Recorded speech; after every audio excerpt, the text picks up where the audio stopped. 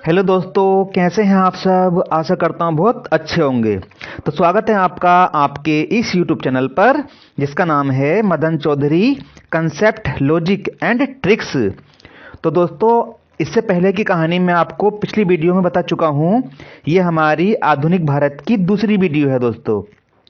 यदि आपने उस वीडियो को नहीं देखा है तो आपको कहानी समझ में नहीं आएगी बिल्कुल भी। तो मैं आपसे विनती करता हूं कि पहले आप उस वीडियो को देख लीजिएगा, उसके बाद ही इस वीडियो पर आइएगा। ठीक है दोस्तों। तो क्या होता है, मैं थोड़ी सी कहानी को रिपीट कर देता हूं। 2020 में गांधी जी असहयोग आंदोलन शुरू करते हैं। ठीक है दोस्तों। उसी बीच में 1922 में क्या होता है कि चोरी चोरा स्थान था ना, जहाँ पर उत्तर प्रदेश के अंदर गोरखपुर में। तो 1922 में, एक मिनट रुकिए, मैं अपना पेन का रंग चेंज कर लेता हूँ। तो 1922 में चोरी चोरा स्थान पर क्या होता है, एक कांड हो जाता है। इसमें क्या होता है कि 22 पुलिस कर्मियों को क्रांतिकारी थाने के अंदर जिंदा जला देते हैं। देखो, 22 में हुआ और 22 ही क्रांतिकारी है ना, 22 ही लोग मारे गए उसमें, यानी कि 22 पुलिसकर्मी मारे गए। ओके। अब ये चोरी चोरा, देखो चोरी चोरा आप लिखोगे ना, जैसे री और चोरा, जैसे आप लिख रहे हो ना, देखो यहाँ पे दो बन रहा है ना, दो, और यहाँ भी दो बन रहा है। तो ये 22 में ना हुआ था। ये आपसे पूछेगा चोरी चोरा कांड कब हुआ, तो 2022 में हुआ। जैसे ही कांड हुआ दोस्तों, तो गांधी जी को क्या हुआ, गुस्सा आ गया, क्योंकि वो अहिंसा चाहते थे दोस्तों ना। तो उन्होंने असहयोग आंदोलन बंद कर दिया। ठीक है दोस्तों। तो जैसे ही असहयोग आंदोलन बंद हुआ, उसके बाद में क्या हुआ कि स्वराज पार्टी की स्थापना हुई, क्योंकि सारे के सारे आंदोलन बंद कर दिए गए थे और कोई भी बड़ा आंदोलन करने के लिए, है ना, कांग्रेस पार्टी आगे नहीं आ रही थी। ठीक है। तो क्या हुआ कि 1923 में 1923 में स्वराज पार्टी का गठन किया जाता है दोस्तों। क्या करा जाता है, स्वराज पार्टी का गठन किया जाता है। अब ये कौन कौन करता है, तो देखो, ये हैं चित्तरंजन दास, ये और मोतीलाल नेहरू, ये दोनों मिलकर ही नई पार्टी का गठन करते हैं। ठीक है दोस्तों। होता क्या है, अक्सर ये जो पार्टी है ना, ये पार्टी के लोग ये चाहते हैं कि हम जो है ना सरकार के अंदर जाएं और संसद के अंदर अपना स्थान निश्चित कर लें। संसद के अंदर जाकर ही हम सरकार का विरोध करेंगे। ठीक है। और कांग्रेस ऐसा चाहती नहीं थी, तो इसलिए इन दोनों ने क्या करा, अपनी नई पार्टी बना ली, और नई पार्टी बना के, है ना, बहुत सारी सीटें इन्होंने जीती। ठीक है दोस्तों। ओके। तो देखिए, पूछेगा आपसे कि स्वराज पार्टी की स्थापना कब हुई। तो देखो, स्वराज पार्टी है ना, तो जब स्वराज पार्टी है तो अपने यहाँ नेता भी होंगे। जब नेता होंगे तो नेता क्या करते हैं, धोती पहनते हैं दोस्तों। क्या करते हैं, धोती पहनते हैं ना। तो 2 और 3 है ना, धोती में 2 और 3 आ रहा है ना। ओके। तो इस तरह से आपको ये याद हो गया होगा। या ऐसे कर लो कि जब पार्टी जीतेगी, है ना, पार्टी जीतेगी तो सीएम बनेगा। कौन बनेगा, सीएम। ठीक है। तो सीएम, सी से क्या बनेगा, चित्तरंजन दास बनेगा, एम से मोतीलाल नेहरू बनेंगे। ठीक है दोस्तों। सी से चित्तरंजन दास बनेंगे और एम से मोतीलाल नेहरू बनेंगे। तो आप इस तरह से भी इसको याद कर सकते हैं। ओके। आपको ये कहानी समझ में आ गई होगी। ठीक है। चलिए देखिए, अब क्या होता है दोस्तों कि अब कहानी आती है 1925 में। ठीक है। 24 में तो ज्यादा कुछ हुआ नहीं। 24 में क्या हुआ था कि महात्मा गांधी ने बेलगाम, है ना, जो कांग्रेस का अधिवेशन हुआ था बेलगाम में, वहां पर उसकी अध्यक्षता करी थी। और सिर्फ एक बार ही कांग्रेस की उन्होंने अध्यक्षता करी है। ठीक है। आपसे पूछेगा कि बताइए गांधी जी ने कितनी बार कांग्रेस की अध्यक्षता करी, तो आप बोल देना एक बार करी। कहां पर करी, बेलगाम में करी, है ना, बेलगाम। ओके। क्योंकि गांधी जी बेलगाम थे। और कब करी, 1924 में करी, है ना, 1924 में करी। तो आप सोच लो ये वाली बात कि गांधी जी 24 घंटे बेलगाम रहते थे ना, एक ही बार करी उन्होंने। ओके। चलिए, अब उस क्या होता है दोस्तों, अगले साल ही 1925 में, ठीक है, 1925 में काकोरी कांड होता है। क्या होता है, काकोरी कांड होता है। काकोरी कांड में क्या होता है दोस्तों कि सहारनपुर, है ना, सहारनपुर से ना एक ट्रेन लखनऊ के लिए चलती थी। ठीक है। और ये ट्रेन क्या करती थी, सुबह से लेकर शाम तक जितनी भी कमाई होती थी ना रेलवे को, सारे स्टेशन से ये धन इकट्ठा करके, है ना, इकट्ठा करके लाती थी सारी ये वाली ट्रेन। तो क्या हुआ कि राम प्रसाद बिस्मिल ने सोचा कि इस ट्रेन में जो है ना बहुत सारा धन होता है, तो उन्होंने इस ट्रेन को लूटने की प्लानिंग करी। ठीक है दोस्तों, कब करी? 1925 में करी। कब करी? 1925 में। ठीक है, कहीं कहीं पे लिखता है सहारनपुर भी मिलता है, तो ये सहारनपुर से लखनऊ के लिए जा रही थी ट्रेन। इसको राम प्रसाद बिस्मिल ने लूटने की सोची और अपने है ना 9 दोस्तों को और इकट्ठा करा। तो कुल मिला के 10 लोग इकट्ठा हुए और काकोरी स्थान पर इस ट्रेन को उन्होंने लूट लिया। दोस्तों क्या कर लिया? काकोरी स्थान पर इस ट्रेन को लूट लिया। ठीक है, और कहा जाता है कि इस ट्रेन को लूटने में ना उनको 8,000 रुपये प्राप्त हुए। कितने प्राप्त हुए? 8,000 रुपये प्राप्त हुए, जो कि है ना वो उससे अपना असले लेके आते, गन बंदूक वगैरह इससे खरीदते, बारूद वगैरह खरीदते इससे दोस्तों। ठीक है, तो 8,000 रुपये उनको प्राप्त हुए, है ना। इसमें कौन कौन शामिल था? देखो, राम प्रसाद बिस्मिल शामिल थे, है ना, अशफाक उल्ला खान शामिल थे, राजेंद्र लाहिरी शामिल थे, चंद्रशेखर आजाद, सचिंद्र बख्शी, केशव चंद्रवती, है ना, मनमथ नाथ गुप्ता, मुरारी लाल गुप्ता और मुकंदी लाल गुप्ता और बनवारी लाल। ठीक है दोस्तों, तो 10 ये लोग शामिल थे इसके अंदर। अब क्या हुआ, अंग्रेजों ने क्या करा दोस्तों, इनमें से 10 में से ना 4 को पकड़ के फांसी दे दी दोस्तों। क्या कर दी? 4 लोगों को फांसी दे दी। ठीक है, किस किस को दी? राम प्रसाद बिस्मिल को दी फांसी। ठीक है, और रोशन सिंह को दी फांसी। ठीक है, और राजेंद्र लाहिरी को दी फांसी और अशफाक उल्ला खां, इन 4 लोगों को फांसी दे दी। अब देखो, इनमें से ना 3 को तो आप ऐसे याद कर सकते हो। देखो कैसे याद करोगे, राशि बनता है रेल दोस्तों, है ना, राशि बनता है रेल, और इनमें से 3 के नाम ना रा से स्टार्ट हैं।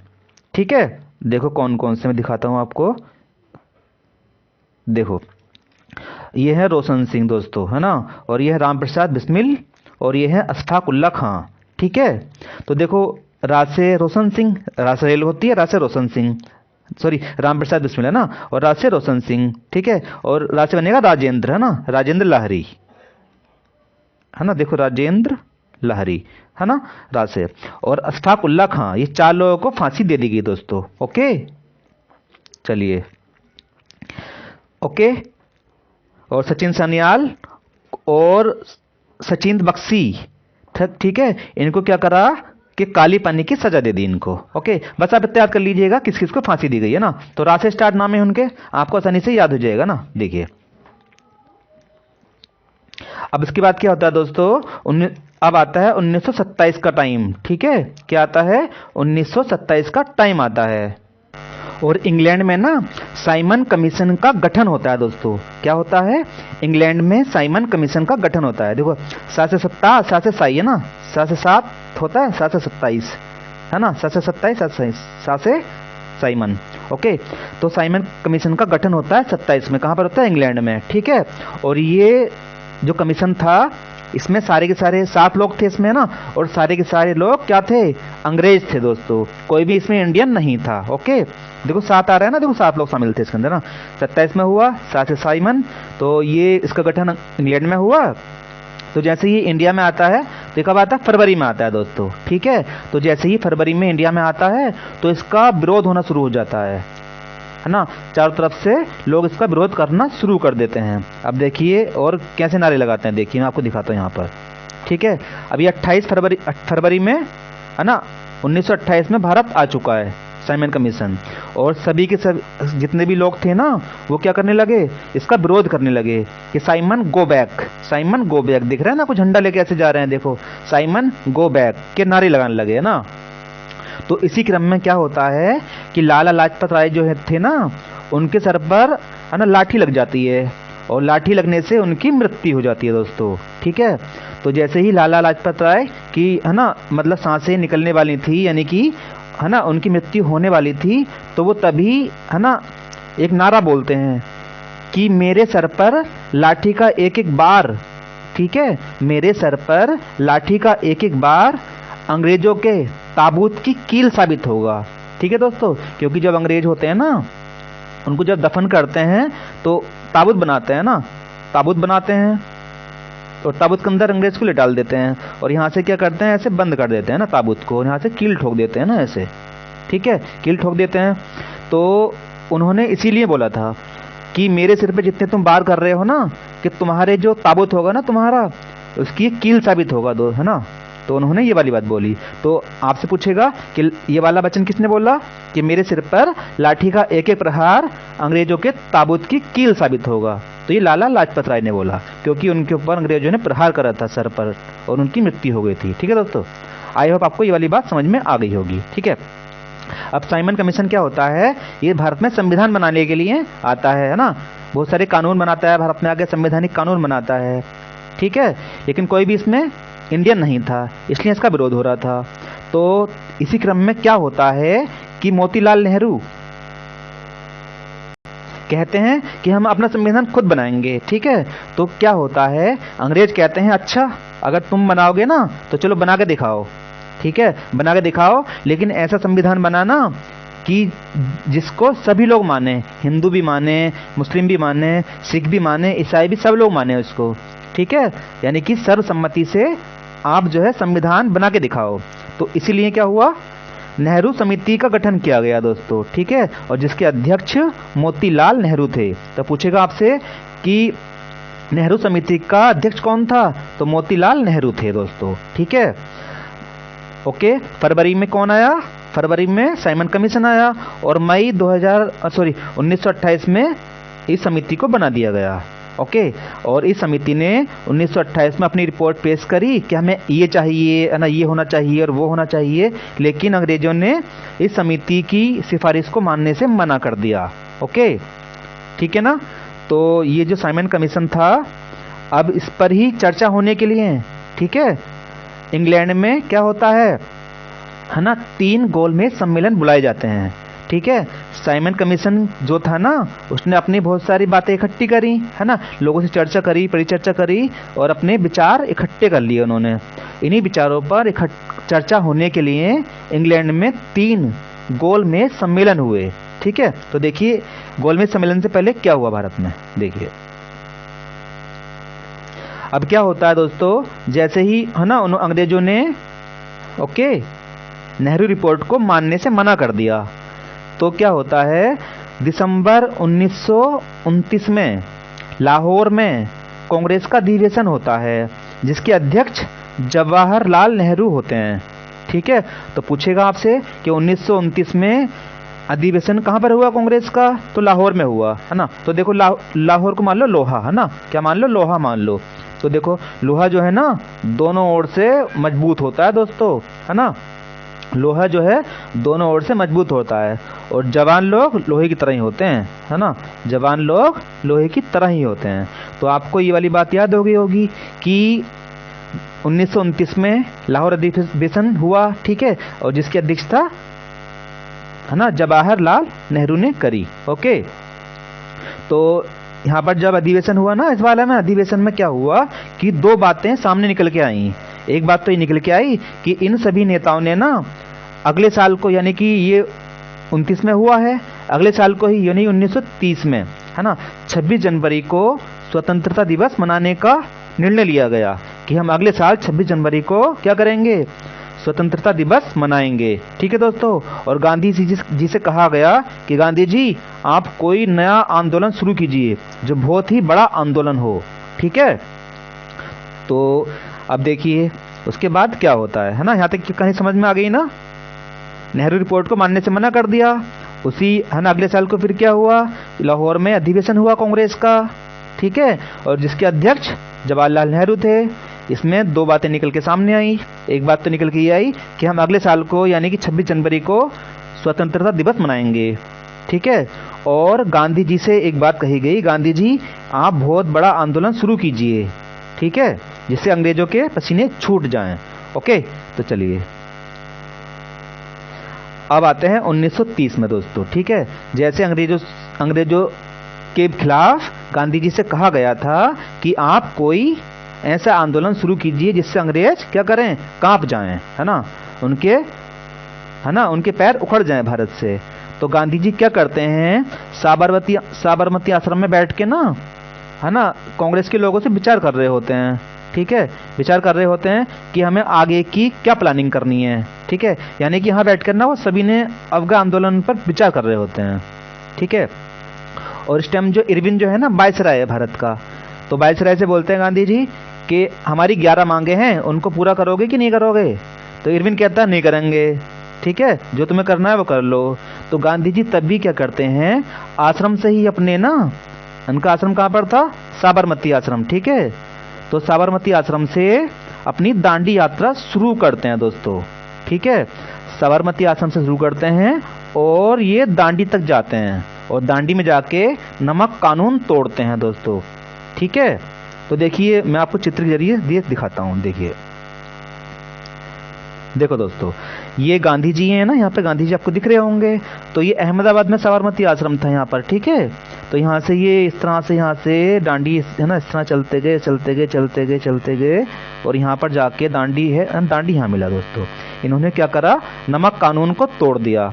और ये यात्रा जो शुरू हुई थी ना दोस्तों, 12 मार्च को शुरू हुई थी। ओके, 12 मार्च 1930 को शुरू हुई थी, यहाँ से शुरू करी थी इन्होंने यात्रा और 6 अप्रैल को यहाँ पर जाके खत्म हो गई। ठीक है, 12 मार्च से शुरू हुई है ना। तो देखो 12 ना, बड़ा काम कर रहे थे ना, तो 12 गांधी जी बड़ा काम करना चाह रहे थे, तो 12 है ना। और मार्च का मतलब होता है चलना ना, कहते हैं ना पुलिस वाले मार्च कर रहे हैं, मार्च कर रहे हैं, है ना, मार्च पे जा रहे हैं, तो मार्च का मतलब चलना होता है। तो बड़े काम के लिए चल पड़े गांधी जी और यहाँ पर अगले ही महीने 6 तारीख को पहुँच गए। जैसे ही अगले महीने की 6 तारीख को यहाँ पहुँचे ना, इन्होंने नमक कानून को तोड़ दिया दोस्तों। ठीक है, अपने हाथों में लिया, नमक बनाया और नमक कानून को तोड़ दिया। ठीक है, और जैसे ही नमक कानून को तोड़ा, उसी टाइम से ही सभी ने अवज्ञा आंदोलन शुरू हो गया।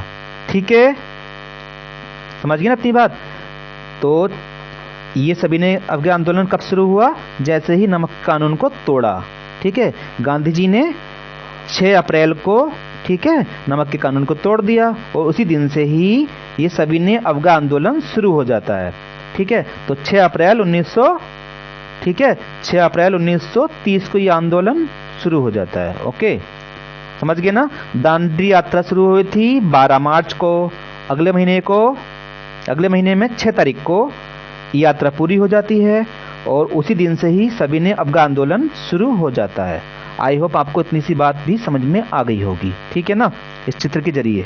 ओके, देखिए मई 1930 में ना दोस्तों, साइमन कमीशन ने अपनी रिपोर्ट पेश कर दी। ठीक है, और इस रिपोर्ट पर चर्चा करने के लिए इंग्लैंड में 3 गोलमेज सम्मेलन हुए दोस्तों। कितने हुए? 3 गोलमेज सम्मेलन हुए। कब कब हुए? देखो, 1930 में हुआ, ठीक है, फिर 1931 में हुआ, और 1930 में हुआ, 1931 में हुआ और 1932 में हुआ दोस्तों। ठीक है, 3 साल लगातार ये सम्मेलन चले। अब पूछेगा आपसे, आप ना पहले वाले को याद कर लीजिए। देखो कैसे याद करेंगे। देखो, पहला गोल है ना, गोल, पहला गोल है ना, गोल चीज ऐसी होती है ना, गोल चीज ऐसी होती है। तो बताइए पहला इन तीनों में गोल किसमें मिल रहा है? पहला गोल चीज किसमें मिल रही है? यहाँ मिल रही है ना, ये रही देखो पहली गोल। तो आप ना इस चीज को बहुत ही आसानी से याद कर पाएंगे। देखो, पहला गोल कहाँ मिल रहा है? इसमें मिल रहा है ना, यहाँ पर, यानी कि 30 के अंदर 0 है, गोल है, पूरी गोल की तरह है। तो पहला सम्मेलन 1930 में हुआ, दूसरा 31 में, फिर 32 में। ठीक है, ओके। तो चलिए अब देखते हैं गोलमेज सम्मेलन को। तो देखो, नवंबर 1930 में पहला गोलमेज सम्मेलन होता है दोस्तों। कहाँ पे होता है? इंग्लैंड में होता है। ठीक है, इस सम्मेलन में क्या होता है, सभी लोगों को बराबर का दर्जा दिया जाता है। राजा है ना, प्रधानमंत्री, वहाँ के प्रधानमंत्री इंग्लैंड के, है ना, और यहाँ के इंडिया के नेता, सभी लोग एक साथ बैठे गोलमेज के, है ना, ऐसे चारों तरफ को। तो यहाँ पर सबको बराबर का दर्जा दिया गया। ऐसा पहली बार हुआ था दोस्तों। इससे पहले क्या होता था, जैसे इंग्लैंड जाते थे ना, इंडिया के लोग जाते थे, तो उनको नीचे बैठालते थे, जमीन पे बैठालते थे कि तुम नीचे बैठो।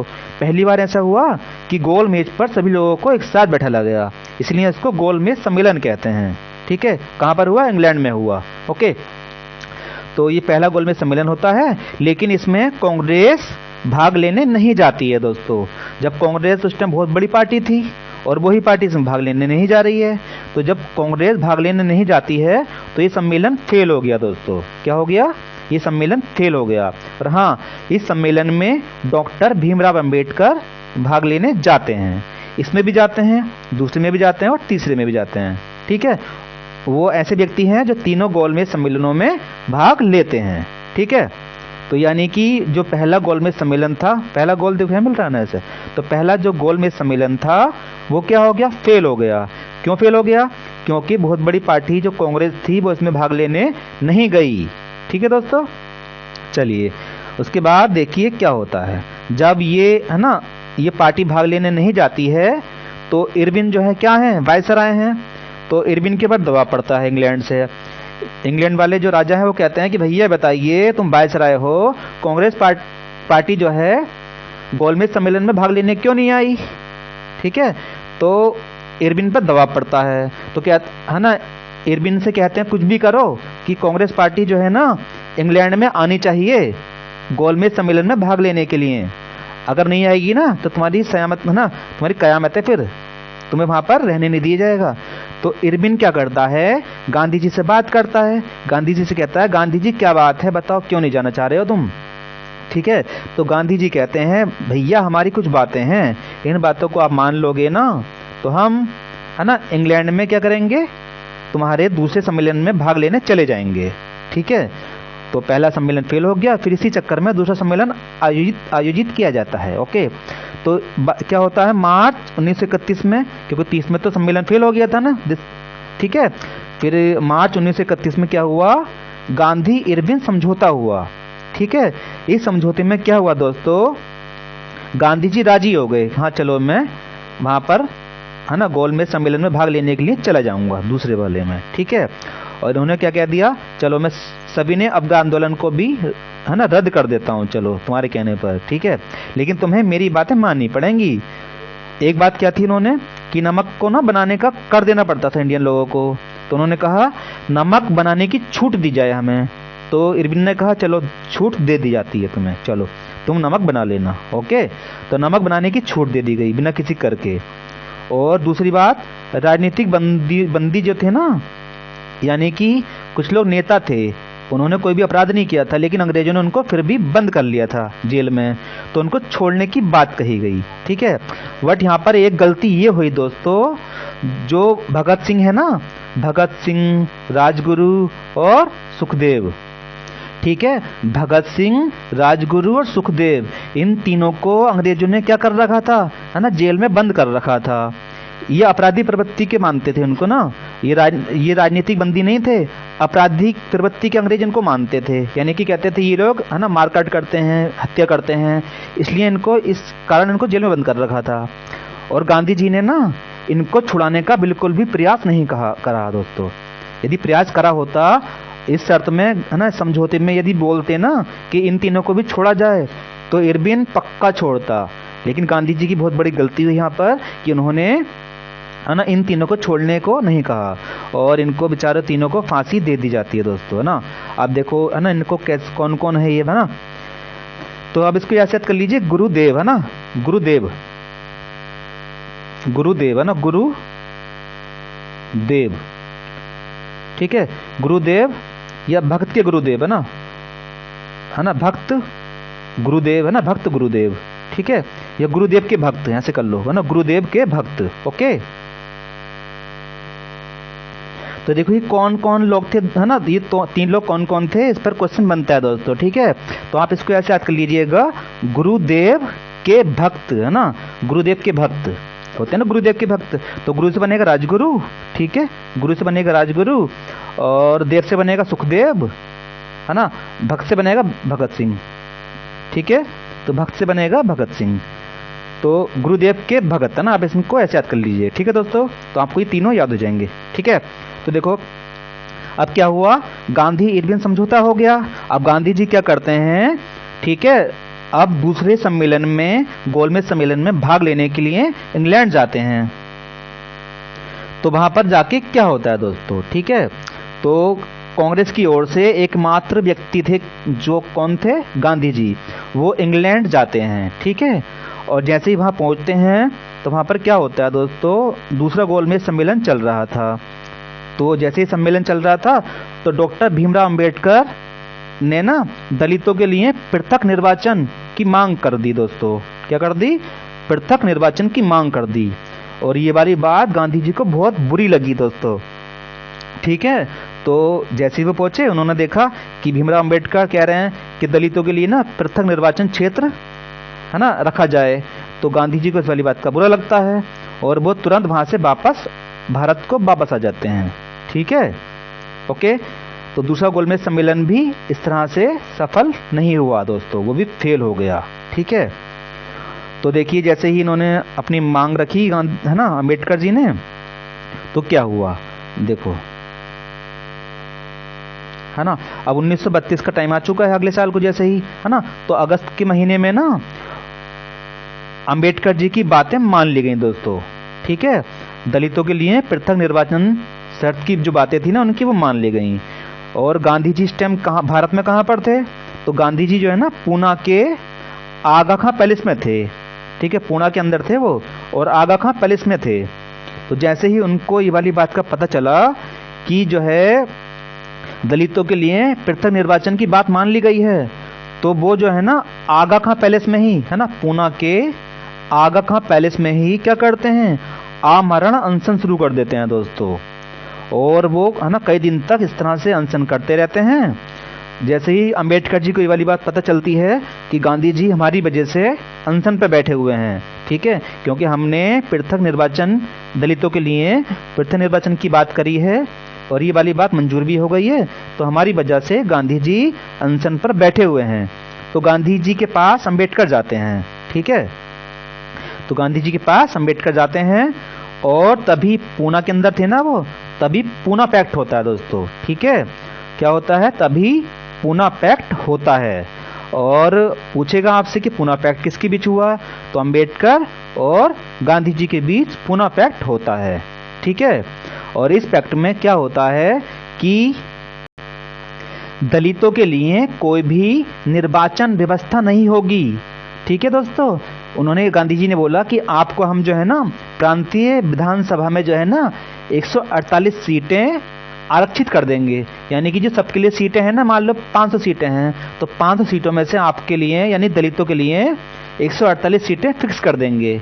ठीक है, और विधान परिषद में 18% सीटें आरक्षित कर दी गई।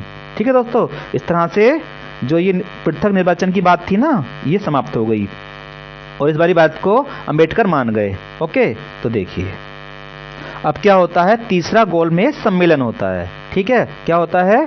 1932 में तीसरा गोलमेज सम्मेलन होता है और इस सम्मेलन में भी कांग्रेस भाग लेने नहीं गई और ना गांधी जी गए। ठीक है, कांग्रेस सिर्फ दूसरे वाले में गई थी, वो भी गांधी जी के रूप में। ठीक है, समझ में आई बात नहीं?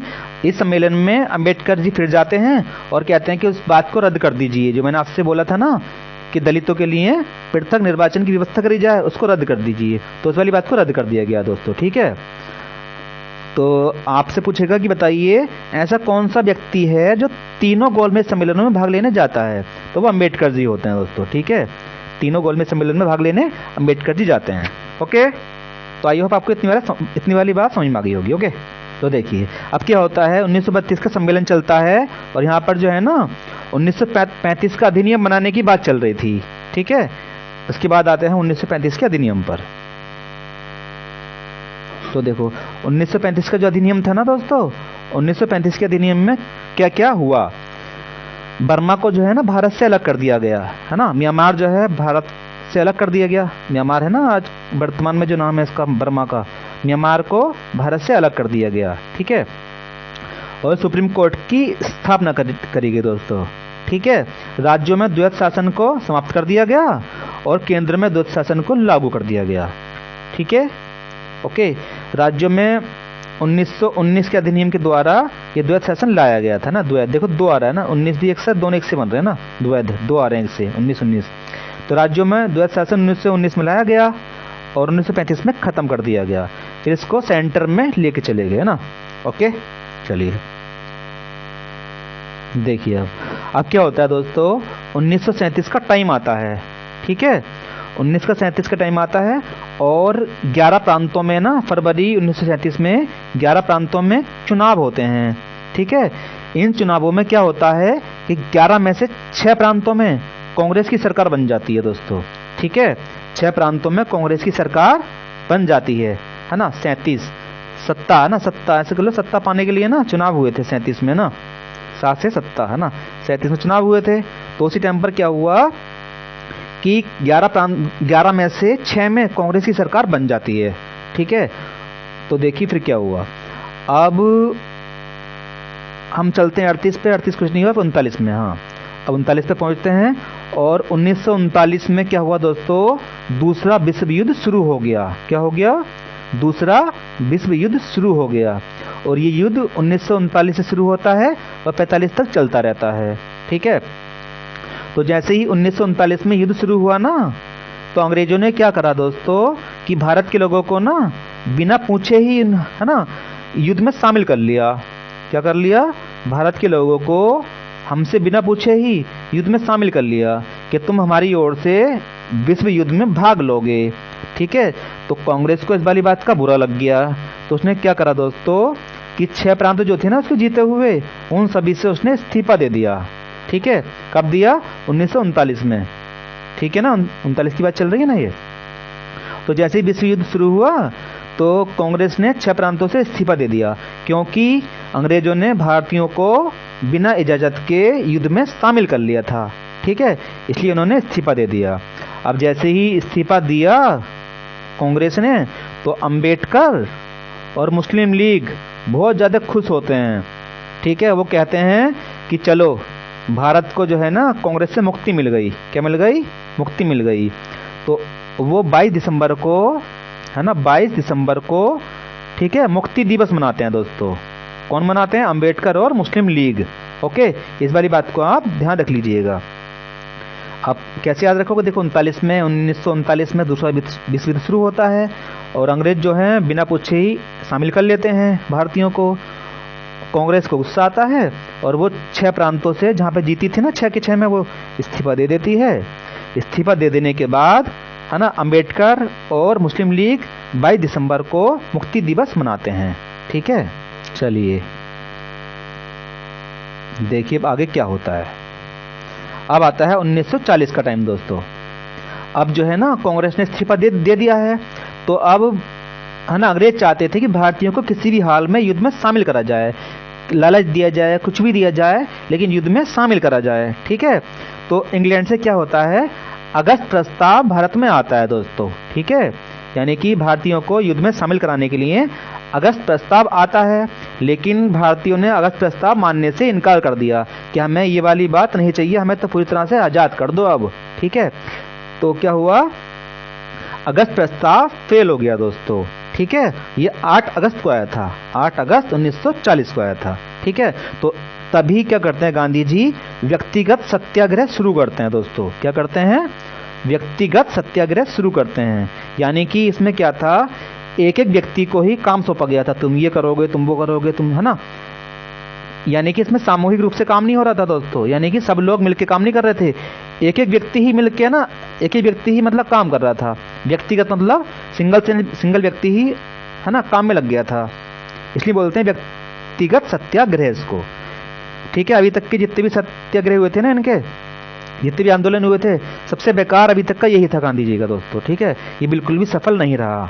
ओके, और इसमें आपसे पूछेगा प्रथम सत्याग्रही कौन बने, तो विनोबा भावे बने दोस्तों। देखो विनोबा इसमें क्या आ रहा है, बन आ रहा है ना, बन आ रहा है, नहीं आ रहा है, देखो यहाँ पर जो है ना बन आ रहा है, बन बन मतलब पहला है ना, तो पहले सत्याग्रही कौन बने, विनोबा भावे बने। ठीक है, तो आपसे पूछेगा पहले सत्याग्रही कौन थे, विनोबा भावे थे। अब दूसरे कौन से बने, जवाहरलाल नेहरू। ठीक है, इस वाली बात को आप याद कर लीजिएगा। ठीक है, चलिए अब क्या होता है, अभी भी जो है ना युद्ध में भारत शामिल नहीं हुआ है दोस्तों। ठीक है, तो ब्रिटेन है ना, अमेरिका, फ्रांस, चीन, ये सब एक ही ग्रुप में थे है ना। तो इन लोगों ने ब्रिटेन से बोला, भैया यार ये बताओ भारत को शामिल क्यों नहीं कर रहे हो, क्योंकि भारत के लोग जो है बहुत ही पावरफुल हैं और संख्या वहाँ पे बहुत ज़्यादा है, तो उनको युद्ध में शामिल करो। ठीक है, तो जैसे ही ये सब लोग ब्रिटेन पर दबाव बनाते हैं कि कुछ भी करो, शामिल करो इंडिया को। ठीक है, तो क्या करता है ब्रिटेन, क्या करता है ना, भारतीयों को युद्ध में शामिल करने के लिए क्रिप्स मिशन भारत भेजता है है ना। इसमें भी बहुत सारी कहता है कि हम ये कर देंगे, हम वो कर देंगे, आपको ये चीज़ देंगे, आपको वो चीज़ देंगे, बस युद्ध में शामिल हो जाओ, ठीक है। तो लेकिन क्रिप्स मिशन को भी भारतीयों ने मानने से इनकार कर दिया कि नहीं, हम नहीं लेंगे, अब तो हमें क्या चाहिए, हमें अब तो स्वतंत्रता चाहिए, छोड़ के जाओ भारत को अब तो तुम, ठीक है। तो इसी क्रम में गांधी जी 9 अगस्त 1942 को क्या करते हैं, भारत छोड़ो आंदोलन शुरू करते हैं दोस्तों। ये बहुत ही महत्वपूर्ण आंदोलन है, ठीक है। अब क्या करते हैं दोस्तों, अंग्रेजों को क्या होता है कि पता चल जाता है कि गांधी जी जो है ना बहुत बड़ा आंदोलन शुरू करने वाले हैं। क्या करने वाले हैं, बहुत बड़ा आंदोलन शुरू करने वाले हैं। तो एक दिन पहले ही ना 8 अगस्त को ही जितने भी क्रांतिकारी थे, जितने भी नेता थे, सबको क्या कर लिया, सबको गिरफ्तार करके जेल में भर दिया गया दोस्तों, है ना, एक दिन पहले ही। तो 9 तारीख को बिना नेताओं के ही ये आंदोलन शुरू हो जाता है, ठीक है दोस्तों। 9 तारीख को बिना है ना बिना क्रांतिकारियों के ही ये आंदोलन शुरू हो जाता है और लोग चोरी छिपके ना इस आंदोलन को चलाते हैं, ठीक है, ओके। जैसे उषा मेहता हैं, उषा मेहता क्या करती हैं, रेडियो कार्यक्रम चलाती हैं दोस्तों, है ना। उषा मेहता रेडियो कार्यक्रम चलाती हैं, ठीक है। अब देखो उषा मेहता को कैसे याद करोगे आप, उषा काल जो सुबह सुबह का टाइम होता है ना, हम रेडियो पे खबर सुनते हैं, है ना। तो उषा मेहता रेडियो कार्यक्रम चलाती हैं, किस में चलाती हैं, भारत छोड़ो आंदोलन के अंदर दोस्तों, ठीक है। चोरी छिपे चलाती हैं, धरती में गायब हो जाती हैं और चोरी छिपे ही इस कार्यक्रम को चलाती हैं, ठीक है, रेडियो कार्यक्रम, ओके। चलिए अब क्या होता है कि अब युद्ध जो है समाप्त होने वाला है दोस्तों, ठीक है, लेकिन भारत उसमें शामिल नहीं हुआ। तो अब क्या होता है दोस्तों, उसके बाद जो है ना जुलाई 1945 में वेवेल योजना आती है, यानी वेवेल को जो है ना वायसराय बनाकर गवर्नर जनरल बनाकर भारत में भेजा जाता है, ठीक है। अभी वेवेल योजना आती है तो अब इसको कैसे याद करेंगे कि बाबला पतली सिम लाया ना, बाबला पतली सिम लाया, पतली, है ना, पतली मतलब 45, है ना, सिम, है ना, और ये समझौता शिमला में हुआ दोस्तों ना, सिम लाया, है ना, कि बाबला मतलब वेवेल योजना हो गई, पतली मतलब 45 में हुआ, है ना, और शिमला में हुआ दोस्तों, ठीक है, ओके। यानी कि इस योजना में क्या करा गया, कांग्रेस और मुस्लिम लीग दोनों को बुलाया गया कि शिमला में मिलो, तुम दोनों बहुत लड़ाई कर रहे हो, है ना, तुम दोनों के अंदर बहुत गर्मी हो रही है, बहुत लड़ाई कर रहे हो, तुम ठंडा होने के लिए शिमला में आओ, है ना। तो इन दोनों को शिमला में बुलाया गया दोस्तों, ठीक है। तो शिमला में बहुत सारी बातें रखी गई, है ना, कि ऐसा होगा वैसा होगा, लेकिन ये समझौता जो है फेल हो जाता है ना, क्योंकि मुस्लिम लीग अब कुछ नहीं चाहती, वो चाहती है कि हमें जो है ना अब जो है ना हमें स्वतंत्र कर दो, यानी हमारे लिए नया देश बना दो दोस्तों, ठीक है। तो देखिए फिर अगले साल क्या होता है, तो जब वेवेल योजना फेल हो गई तो 1946 में क्या होता है दोस्तों कि कैबिनेट मिशन भारत आता है, ठीक है। 1946 में कैबिनेट मिशन भारत आता है, ओके। तो कैबिनेट मिशन क्या था दोस्तों कि इंग्लैंड की जो सरकार थी ना, तो वहां के 3 मंत्री होते हैं, कैबिनेट मंत्री होते हैं 3, ठीक है, 3 कैबिनेट मंत्री होते हैं इंग्लैंड के, वो यहाँ इसको है ना लेकर भारत में आते हैं, ठीक है। तो इस कैबिनेट मिशन में क्या हुआ, इसमें यह बात तय हुई कि भारत के लिए एक संविधान बनाया जाएगा, ठीक है, और जो संविधान बनेगा ना भारत का, वो संविधान एक संविधान सभा के द्वारा बनेगा, ठीक है। तो क्या होता है, संविधान बनाने के लिए संविधान सभा के लिए चुनाव होता है, ठीक है, यानी कि संविधान को बनाने के लिए ना ये सभा जो है ना इसका चुनाव होता है भारत में, और कांग्रेस जो है ना बहुत ही बड़ी पार्टी बनकर सामने आती है, ठीक है दोस्तों। और मुस्लिम लीग की बहुत बुरी हार होती है, क्या होती है, मुस्लिम लीग की बहुत बड़ी हार होती है। तो जैसे ही मुस्लिम लीग की हार होती है ना, तो वो जिन्ना ये सोचते हैं कि अब हमें कुछ नहीं मिल पाएगा, क्योंकि संविधान बनाने में हमारे लोग तो होंगे नहीं, जब हमारे लोग नहीं होंगे तो हम कुछ भी नहीं कर पाएंगे, सारे के सारे जो हिंदू लोग हैं ना, इंडिया के लोग हैं, वो ही अपने लिए बना के रख देंगे, ठीक है। तो जिन्ना ने बस अब तो कुछ नहीं करा, अब उसने क्या कर दिया कि पाकिस्तान की मांग कर दी, हमें कुछ नहीं चाहिए, अब हमें हमारा नया देश बना के दो, पाकिस्तान बना के दो, ठीक है, ओके। तो ये कैबिनेट मिशन आया भारत के लिए, क्या हुआ, संविधान सभा का चुनाव हुआ और कांग्रेस की बहुत बड़ी जीत हुई, मुस्लिम लीग इसमें हार जाती है, ठीक है। और मुस्लिम लीग हर जगह दंगे करा देती है दोस्तों। क्या करा देती है? दंगे करा देती है। जो गदर का सीन देखते हैं ना आप, कि हर तरफ खून है ना, खराबा, मार काट, वो जो होता है सारा का सारा, ये दंगे करा देती है। ये दिखाना चाहती है कैबिनेट मिशन को कि हम जो लोग हैं ना, है ना, हिंदू लोग और मुस्लिम लोग कभी भी एक साथ नहीं रह सकते। ठीक है, उनको, मुस्लिमों को नया देश बना के दो, हिंदू को नया देश बना के दो। तो मुस्लिम लीग ने अपनी चाल से ना क्या करा, है ना, कैबिनेट मिशन को बहका दिया दोस्तों। ठीक है, तो कैबिनेट मिशन अब चल ही रहा है। और कैबिनेट मिशन के साथ साथ ही अब क्या हुआ, देखिए अब क्या हुआ। बेबेल को जो है ना वापस बुला लिया जाता है।